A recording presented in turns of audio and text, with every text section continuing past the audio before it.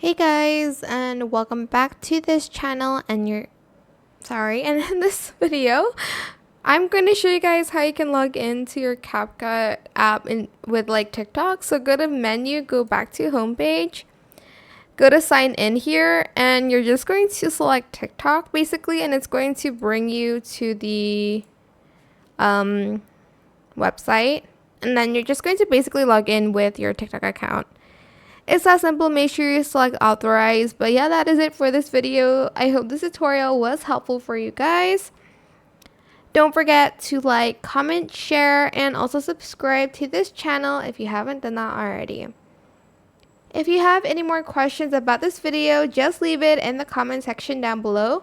I will try my best to answer them all for you guys.